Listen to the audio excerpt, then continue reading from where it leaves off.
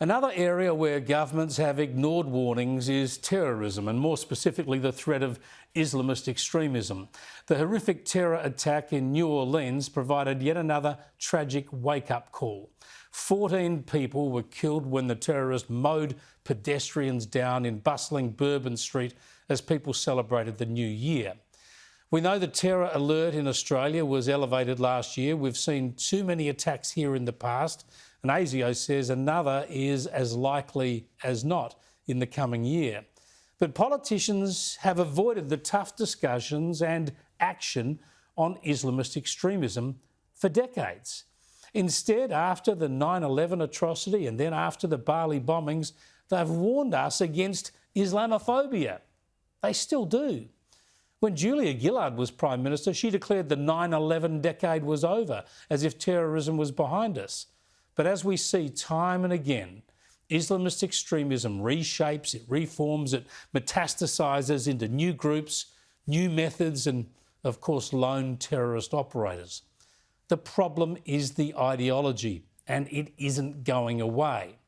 Yet we do nothing to deport or silence or prosecute the hate preachers in some Muslim mosques, or our politicians never talk about this problem. We allow Hizb ut-Tahrir to operate openly here when it's banned as a terror organisation in the UK and in Muslim countries like Indonesia, Pakistan and Saudi Arabia. And our government has issued thousands of tourist visas without proper security checks to people from Gaza, a terrorist territory run by the murderous Hamas Islamist terrorism outfit. We can't pretend away the evil of Islamist extremism. We need to root it out, and we need to work with Muslim communities to do that. This is all linked, of course, to the rampant anti-Semitism we've seen over the last 15 months. These disgusting, violent and threatening episodes of Jew hatred have bedevilled Sydney and Melbourne, and they're getting worse. But again, our leaders have failed to act. They've ignored our warnings. We've been onto them since October the 8th, 2023, when in the wake of the blood-curdling atrocities in Israel, we saw Muslim leaders on a Sydney street celebrating the slaughter of innocent Israelis.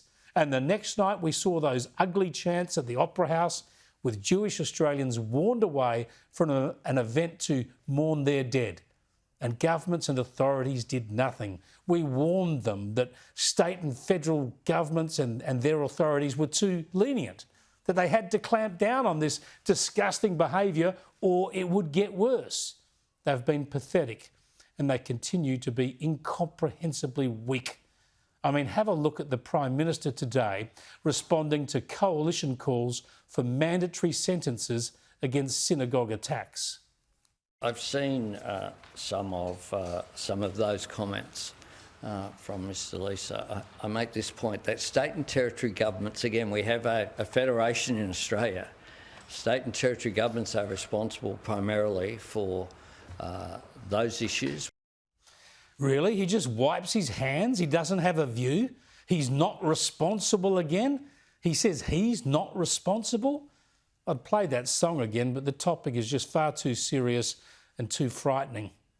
We need leadership. We need governments that see clear warnings, clear problems and act, rather than duck and weave and look for the path of least resistance.